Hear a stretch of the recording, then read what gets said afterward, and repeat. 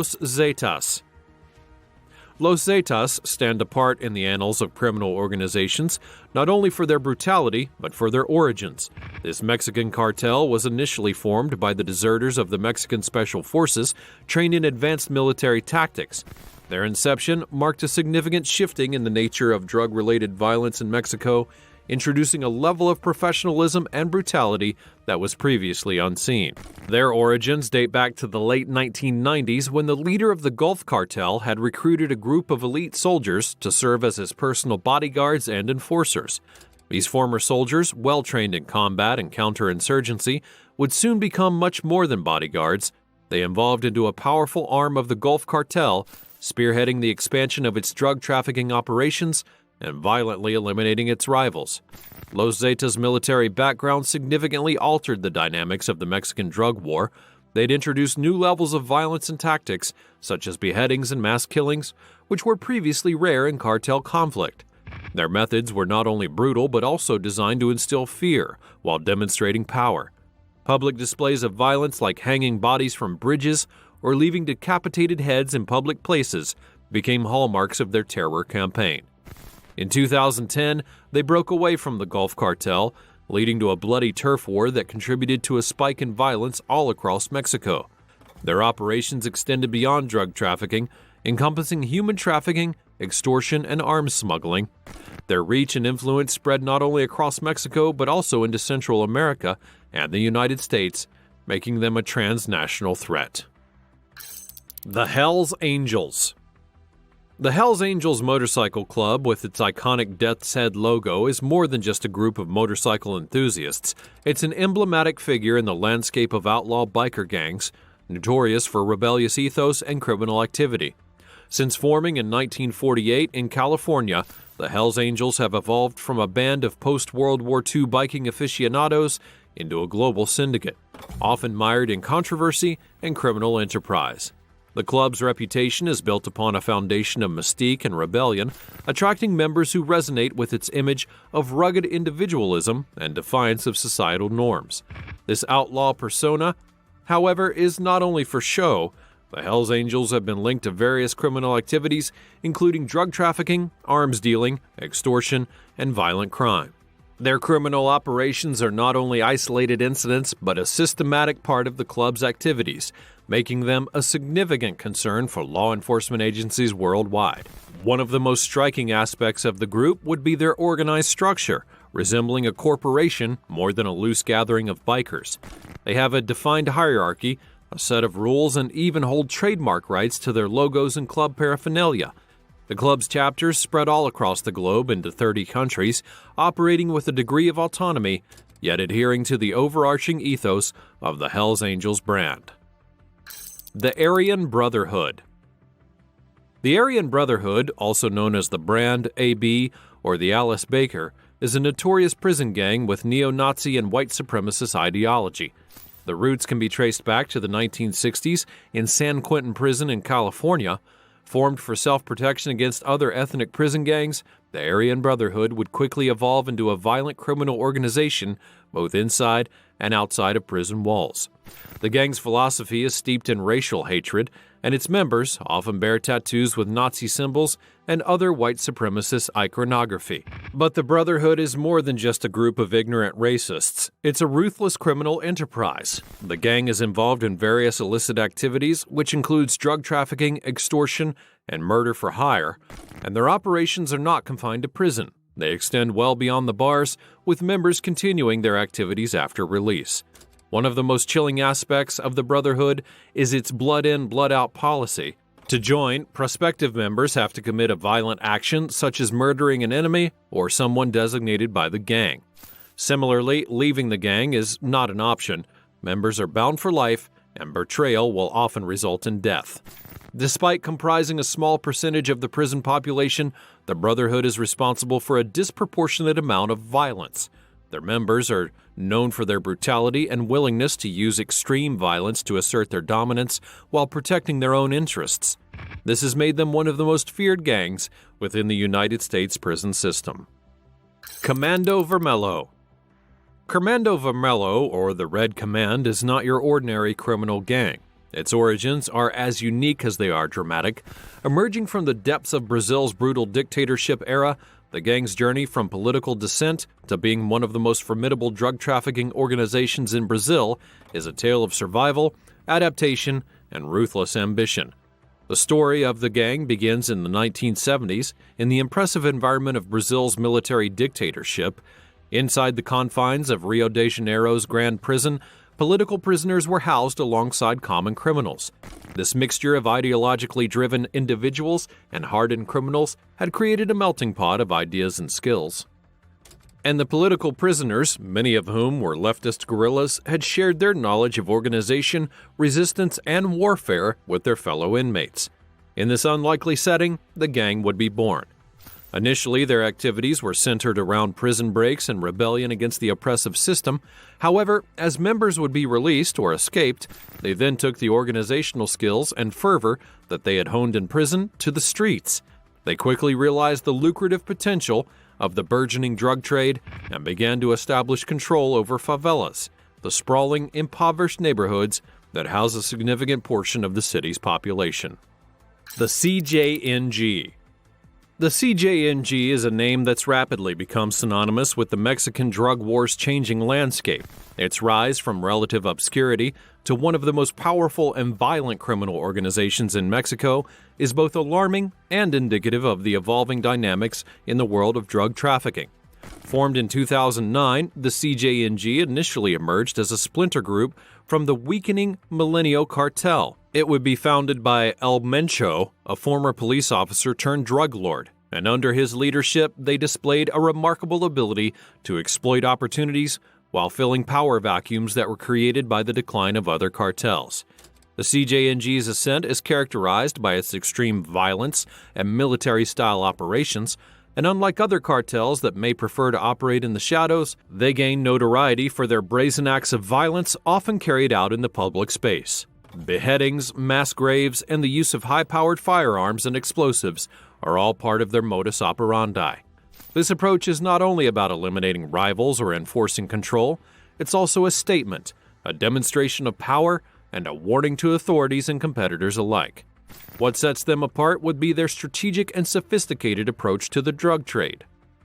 They diversified their criminal activities to include extortion, kidnapping, illegal mining, and fuel theft, amongst many others. The business model is built upon creating a parallel state, exerting control over territories through both fear and provision of certain services to local communities. The Black Disciples. The Black Disciples is a prominent street gang based out of Chicago and represent a significant chapter in the city's history of organized crime. Originating in the late 50s and 60s, the gang evolved from a local street crew to a highly organized and influential criminal syndicate. Their journey through the decades mirrors the more broad socioeconomical challenges and changes in gang culture within urban America. The genesis of the Black Disciples can be traced back to the union of two separate gangs, the Devil's Disciples and the Black Gangster Disciples.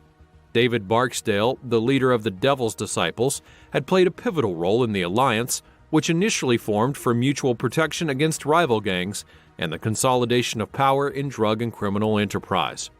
Over the years, the Disciples have been involved in various criminal activities, which includes drug trafficking, armed robbery, and violent crimes. One of the most infamous incidents associated with the Black Disciples would be the recruitment of 11-year-old Robert Sandifer. In 1994, Sandifer, carrying out orders from the gang, would accidentally kill a bystander. The gang then executed him to prevent him from becoming an informant, a brutal action that drew national attention while highlighting the harsh realities of gang life and youth exploitation. Bloods. And on the other side of the rivalry, it is the Bloods. As the name suggests, it's more than 25,000 members wear red clothes as identification and pride. This gang was formed in 1972, also in Los Angeles, California, as a response to the growing influence of the Crips. Like the rival, after the boom of crack in urban areas of the United States, the Bloods started to make money with its distribution and sale, causing bloody confrontations with the rival gang, so much so that it was made into film. New recruits must gain a violent reputation to win the respect of leaders, and most of them are young Afro-Americans recruited directly from school.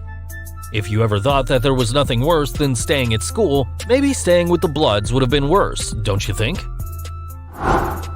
Bamboo Union. Even if its name sounds like the name of a Chinese flower shop, Bamboo Union is actually one of the most powerful criminal groups in Taiwan with around 10,000 members.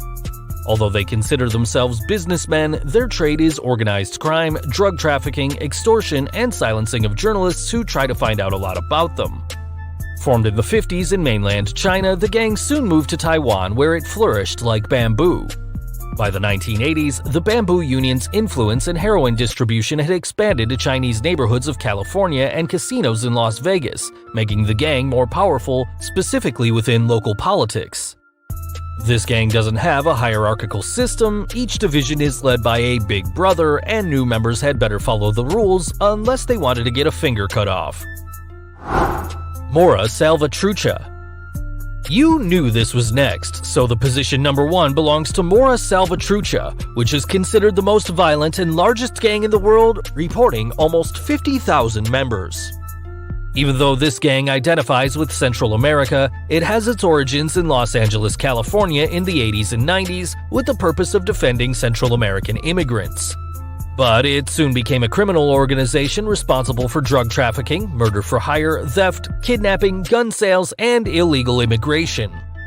Its main operation centers are located in Central American countries such as Guatemala, El Salvador, and Honduras, where this gang unlashes all its violence, and there are some places where it even has more power than the government of those countries. In El Salvador, the Mora control 94% of the country's 262 municipalities. To be admitted, each applicant must go to the neighborhood of any rival gang and kill one member, or put up with a 13-second beating. Once you're in, the Mora becomes your new family, till death do you part. Joining one of these gangs is a risky and mortal decision, but many young people continue to go down the wrong path. Why is that so? Leave your opinion in the comments, and don't forget to subscribe to my channel so you don't miss another interesting video.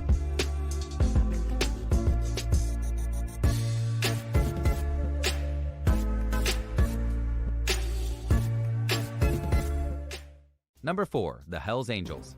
There's probably no gang in the United States more notorious than the Hells Angels, properly known as the Hells Angels Motorcycle Club. But a lot of people don't actually know how the club came into being.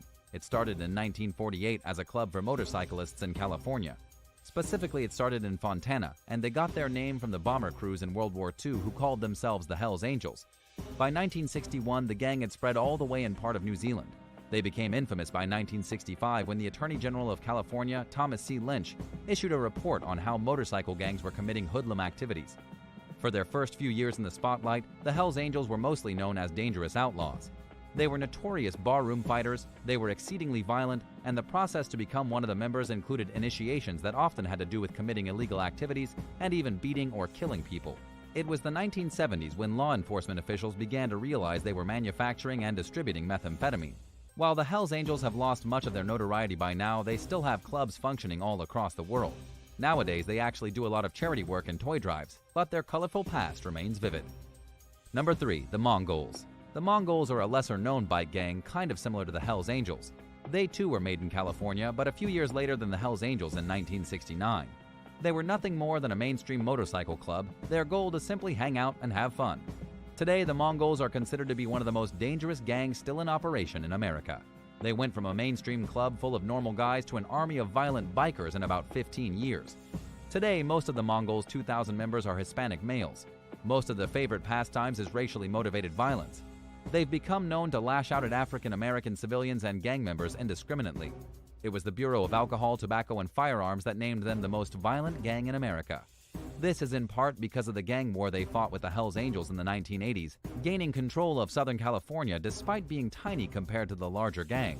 They won the turf war by sheer force of will and unbridled cruelty.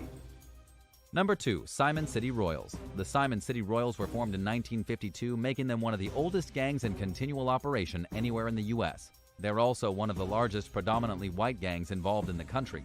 In the 1960s, they were heavily involved with drug smuggling and racketeering, and were often involved in turf wars with other local gangs like the Latin Kings and the Imperial Gangsters.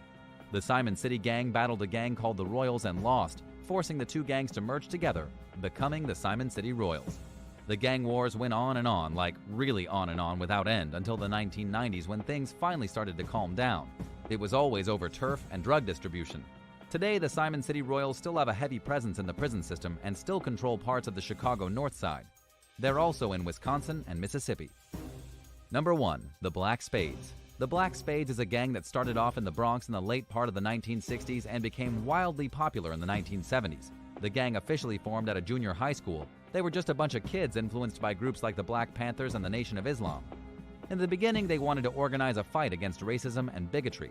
They policed their local neighborhoods to protect